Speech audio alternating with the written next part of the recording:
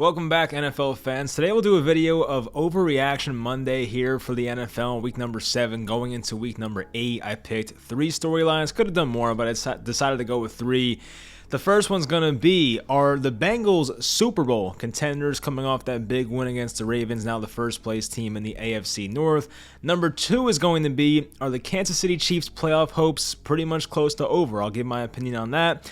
And lastly, we'll talk about Sam Darnold and his future with the Panthers coming off, well, I can't just say 1 bad game in a row, 4 bad games in a row, and we'll talk about Sam Darnold and his possible future with the Panthers going forward. So anyway, hopefully you guys enjoy this video, and let's get into it. So number 1, are the Bengals Super Bowl contenders? The Bengals are now 5-2 this year in 2021. They're now first place in the AFC North for probably the first time in a long time. I mean, they've been a bad team for the past 3 or 4 years here, so probably the first time in a while.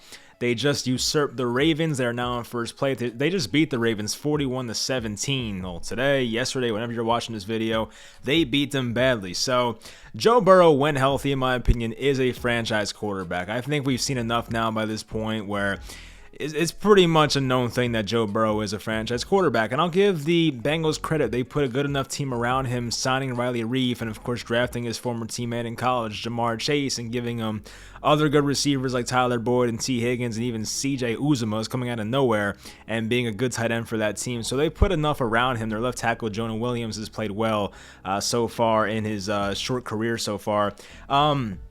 Joe Burrow does have multiple touchdown passes in every game so far this year, so he's played in, of course, 7 games, has 2+ touchdowns in every game so far. He's thrown 3 touchdowns in each of the past 2 games, of course, against the Lions, then playing Baltimore, and this was supposed to be a tougher matchup. This was a Baltimore defense that just shut down the Justin Herbert-led Chargers the week prior, and Joe Burrow went in there and put up a monster performance. I'm sure a lot of that was due to Jamar Chase and some of the big plays he made, because Jamar Chase is ridiculous. Jamar Chase was the, I think, 5th overall pick in this year's draft. He had 8 catches for 201 yards, 201, and 1 touchdown. Just a crazy performance.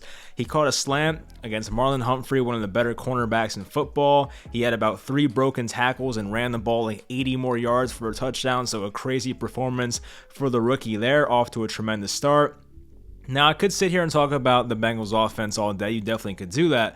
But their defense deserves some love as well. Now, their defense is pretty legit, especially their front 4. I mean, they have Sam Hubbard, Larry Ogunjobi, who they got from the Browns, DJ Reader, who they signed from, I believe, the Texans a couple years back. I don't think he played last year. Maybe he played like a few games, but didn't play a lot last year. And Trey Hendrickson, who they signed from the Saints. Now, Hendrickson really broke out last year for the Saints and had, like, I don't know, 13 sacks or some crazy number. And the Bengals signed him for a lot of money, and some people were skeptical of that signing, myself included. But so far, he's been playing out of this world for that Bengals defense. Now, even Jesse Bates, Von Bell, Chidobe Awuzie, who they signed at cornerback from the Cowboys, they're all playing well. Logan Wilson, that linebacker, a guy they got from Wyoming in the draft last year, he's been off to a great start, had like 4 interceptions, I believe. They had playmakers on that defense. Now, Zach Taylor, who's the head coach now in year 3, I believe, was pretty much on the hot seat entering this season. I think with some of the offseason moves the Bengals made, a lot of people expected that team to make more strides and really, find themselves this year. And so far they have. Like, the Bengals have been off to a great start. I really did not see this coming. I forget how many wins I projected them, maybe like 5 or 6. So I'm definitely going to be off with that. This team is a playoff team. I still can't call them a Super Bowl team, which is answering the question. I'm not there yet with the Bengals, but we're getting close. If their defense can still play like this, and Joe Burrow has to stay healthy. We've had a few Joe Burrow health scares this year already. Just last week, even 2 weeks ago, he had that really bad-looking knee injury, but he was fine, came back in the game. Joe Burrow's health is the most important thing. Now, I don't think they're Super Bowl contenders right now. Can they work their way towards that towards the end of the year? Yeah, for sure. They have to get in the playoffs first, and so far it looks pretty likely that that's going to happen, but you never know. This is a young team with a young head coach. They haven't really had the experience, so we'll find out. But right now, the Bengals are in a fantastic spot. Don't consider them Super Bowl contenders at the moment, but that definitely can change going forward. Overreaction number 2, are the Chiefs' playoff hopes in trouble? So The Chiefs just lost to the Titans 27-3. Now, this was a Titans defense that was not good. They were probably a bottom 5, bottom 10 unit in football, and they only put up 3 points against them. Now, in fairness to the Chiefs, their running back Clyde Edwards-Helaire is out. I think Tyreek Hill still has kind of a knee injury going on. He did play, but kind of has an injury going on, not 100%. Same thing for Travis Kelce. He has a stinger, I think, in his neck, so maybe that's impacting him as well. He didn't have the best game in this one, so there is some injury excuse there, of course, and Patrick Mahomes has not looked right the entire year, honestly. They have now dropped to 3-4 this season. This was a team that just about everybody expected to be one of the top teams in the NFL, and right now they're below 500 7 games into the season, so it's not what really anybody expected. Now, this was a team that went to back-to-back Super Bowls, could have been back-to-back-to-back if Dee Ford stayed on sides in 2018, of course, in that AFC Championship game, but I'm just trying to say, this Chiefs team has been dominant for a long time, even before Mahomes got there, even when it was Alex Smith and Andy Reid. This team has been good for a long time, and it just seems like right now something seems off. Obviously, it's their defense. That's the main culprit. But even today, when their offense puts up 3 points, it's like, what the hell is going on here? So Patrick Mahomes has 9 interceptions right now in 7 games. Now, the reason this is very puzzling is because Mahomes in 2019 and 2020 combined had 11 interceptions. So in 2 seasons, the man had 11 interceptions, and right now in 7 games, the man has 9. So he's 2 off from what his total was for 2 seasons. It's very concerning. Mahomes has had a lot of interceptions this year that have just been not Mahomes-like. He's just throwing them up in the double coverage. A lot of times the safety's just there for it, and it's just like, why is he making so many bad decisions? Is he pressing too much? Is something else going on? Is the offensive line breaking down too much? I'm sure it's a lot of things, but just Mahomes has not looked right this year. He's looked, the same in some games. Like, I feel like when they played Washington, he looked a lot better in the second half of last week, and I honestly thought that game against Washington was going to help them turn around their season, but then they go out here and have a complete mess of a game here against the Titans on the road here. So not what you want to see. Now, the Chiefs tried to rebuild their offensive line in the offseason. I give them credit, of course. They got Lucas Niang back, who I think missed 2020 with the COVID opt-out. They signed Joe Thuney. They traded for Orlando Brown. Like, they brought in a whole new offensive line, and things were supposed to be better. But so far, they have not been better. Patrick Mahomes was actually sacked 4 times in this game. He left the game before it was over. He was kind of helped off the field. He kind of got bent back in a pretty ugly way. Like, his neck got hit backwards. Now, he seemed fine, I think. I'm pretty sure they said he was, he passed the concussion protocol, so he should be okay, but it was a scary looking injury there for a little bit, but, for Chiefs fans, thank God he'll be okay. Now, their defense has been atrocious, as we know. I mean, they're bottom 5 in points per game allowed and in yards per game allowed, so they are not doing well defensively at all.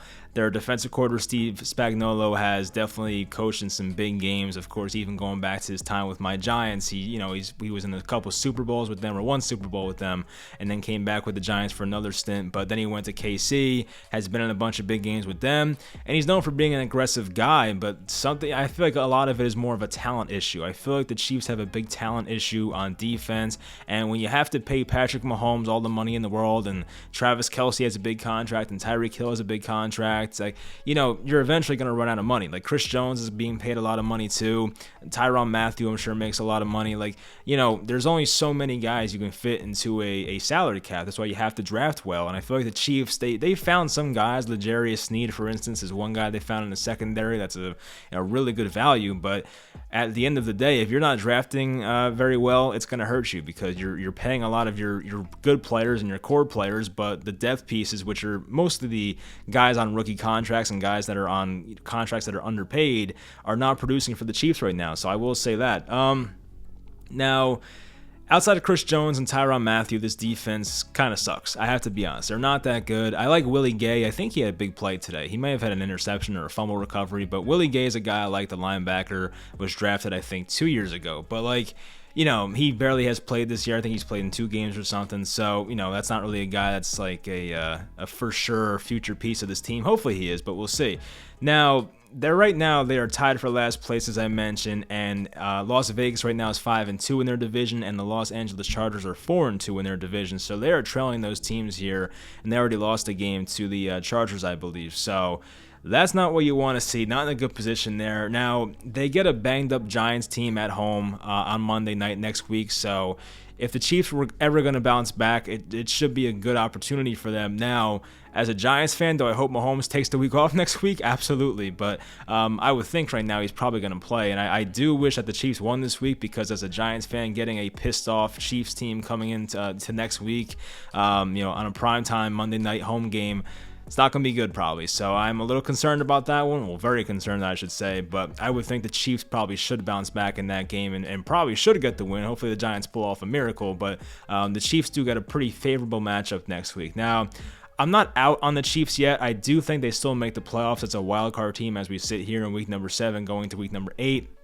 But it's not a guarantee. I will say that. I think the Chiefs have a lot of problems that they have to address, whether it's defensively and getting guys healthy on offense. Like Joe Tooney, their left guard, was playing with a broken hand at one point. I don't think it's healed yet either. So playing with that and being an offensive lineman is probably very tough. So they're injured right now, but they'll get over it. I feel like they'll get over it. They have one of the better head coaches in football. They have continuity. I feel like they'll be fine. I'm sure Mahomes, if he's healthy, will get that team over the top. But so far, things have not gone the way they've expected. I'm not hitting the panic button yet on the Chiefs. I still think they're a wild card team by the time this year is over. Maybe even they win the West. Who knows at this point? But I still think they're a playoff team right now.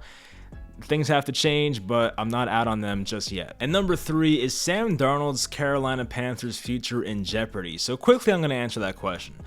I don't think it is. I mean, already Matt Rule said that he's their starter going forward, so we're not going to see PJ Walker next week unless Darnold completely craps the bed again. But right now, his head coach is saying he's still their guy. And looking at the contract situation, which is something you always got to look at, of course, because, money talks and salary cap's a real thing.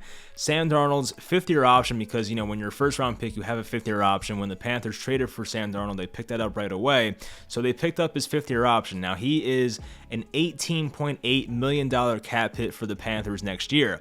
Now, if Sam Darnold is cut or traded, I believe, well, definitely cut, maybe even traded, then there is a dead cap hit of $18.8 million, which means if Sam Darnold's either on or off the roster, it's an $18.8 million cap hit. So if you're the Panthers, you may as well keep the guy because you don't want to lose $18.8 million of your cap space to not have him. So I think based on that alone, he's probably going to be there next year. Now, of course, there's those rumors about the Panthers and the Dolphins are in on Deshaun Watson. I'll believe it when I see it. We've seen so many of these rumors, and it feels like he's going to go to Miami. I'm not really sure, but I just feel like based on everything we've heard the past year or so, whatever it's been, 6 months, I feel like the Dolphins are in the best position to get Deshaun Watson based on their assets. And Tua Tagovailoa is just, I feel like for some reason Brian Flores is not really too fond of Tua. I don't know. I could be wrong. I'm just speculating. But, they lost today again to the Falcons on a last-second field goal. So things are not going well in Miami. Not to say things are going much better in Carolina, but at least they saw 3 games of Sam Darnold looking really good. And, of course, since then it's been going bad. So speaking of that, let's get into Sam Darnold this year and what he's been up to. So, Darnold, the first 3 games, the team started out 3-0. He had a 3-to-1 touchdown to interception ratio, had 3 rushing touchdowns, and nearly averaged 300 passing yards per game. So, Sam Darnold was doing a really good job. He was protecting the ball for once. He was using his legs. He was, passing for touchdowns. He was doing a good job and throwing for a lot of yards as well. Now, in his past 4 games, so, the second half of this year so far for him has not gone well. He has been sacked 15 times the past 4 games. Offensive line, definitely guilty of that as well, and has 7 interceptions, and the team has been 0-4. So they have been without Christian McCaffrey, who may be their best offensive weapon, probably is. You could argue DJ Moore, but Christian McCaffrey probably is. And the offensive line is below average. I think PFF had them ranked as the 21st or 22nd unit heading into this week. I think they started Brady Christensen at left tackle. I think Cam Irving was a healthy scratch this week against the Giants. And the Giants just had 6 sacks against them. And the Giants' defensive line, trust me, guys, not that good. And their outside linebackers are not that good. So, they have had a lot of problems getting to the quarterback this year, but they didn't sack Darnold 6 times. I think they sacked PJ Walker 3 times and Darnold 3 times, but overall the Giants against the Panthers offensive line had 6 total sacks. So not what you want to see there if you're a Panthers fan. Now, Darnold today looked horrible. I watched the entire game, of course, and he missed so many open guys. He threw a ball that was way over his intended receiver's head and went to James Bradbury, the former Panther, for an interception, and they were close to the red zone at that point too, so it was a pretty crucial time for an interception. possession, and he even had a play on like a 3rd and like 4, 3rd and 5. It was very close, and one of his fullbacks or running backs ran a quick angle route, and he just missed him, like point blank 5 yards away, and he just missed him. I'm like, what is going on with this guy? Like, I know Sam Darnold's not the best, quarterback in the world, but he's not this bad. Like, I don't know if the guy's injured or what's going on here, but to miss throws that were that easy, which is like the equivalent of a layup in the NFL, it was tough to watch, honestly, but I was happy to see the Giants defense finally play well. But anyway, as they say with that one saying, you can put lipstick on a pig, and maybe the lipstick is not good enough to make Sam Darnold look good. And by the lipstick, I mean the Panthers situation compared to the Jets. Obviously, the Panthers have a much better situation as compared to what the Jets were giving Sam Darnold in his first 3 years. Yeah, 3 years with, Adam Gase, and even his rookie year back with Todd Bowles and the situation he was in.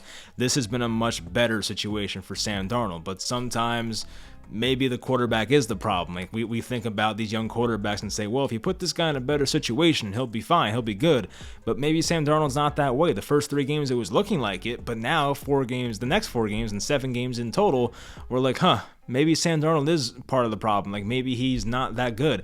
And Sam Darnold's always had a turnover issue. I was never the biggest Darnold fan when he was coming out of USC. I mean, I didn't watch a ton of the guy, but I wasn't really a big fan of his. I was like, what's the appeal here? I get he makes some big plays outside the pocket, but he has way too many turnovers for my liking. And so far, he hasn't really gotten away from that. He'll make some wild plays sometimes. He's done it before. He had a really nice throw rolling to his left to DJ Moore today. But, for the most part, he looked really bad for most of the game, so I have to be honest with that. But as I mentioned, Matt Rule confirmed that Darnold's still their starter going forward. It's not going to be PJ Walker for now. And as for the Deshaun Watson thing, we'll see if it happens. I'm still not banking on that being the case. If I wake up tomorrow and Deshaun Watson's a Panther, I'll be pretty surprised. I will. So, we'll find out what happens. But Darnold's probably going to have the rest of this season, as long as he's healthy, to be their starting quarterback. If things get really bad, maybe he gets benched. But, they are committed to him for next year. So I feel like this is at least a 2-year thing for the Panthers.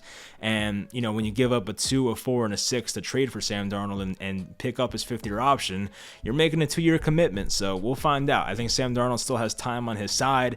Yes, the past 4 games have not gone the way he doesn't want it to go, but hopefully when they get Christian McCaffrey back, whenever that is, it's going to help out a lot, because Chuba Hubbard is, he's a pretty decent back, but Chuba Hubbard is not the receiver, not even close to what Christian McCaffrey is. I feel like every time I watch a Panthers game, Chuba Hubbard's out there dropping a pass. Even that game where he first filled in for McCaffrey, he had a touchdown in the flat and he dropped it. He had one today where it was just a simple throw right over the middle. He dropped it. Like, Chuba Hubbard has not been very reliable as a receiver so far, and they're not on Christian McCaffrey's level, neither him or Royce Freeman, the other running back. So I have to be honest. But anyway, they gave him Robbie Anderson, DJ Moore. It just has not worked out. I mean, the offensive line could be better. Maybe Joe Brady in the play calling could be better. I don't know. But Sam Darnold himself has to be a lot better going forward. I feel like Sam Darnold's definitely a part of the blame here with why the Panthers offense has struggled so much in the past 4 games. So anyway, that will do it. Darnold's going to have time. We'll see what he does. That will do it for this video. Hopefully you guys enjoyed this concept. Let me know if you did in the comments,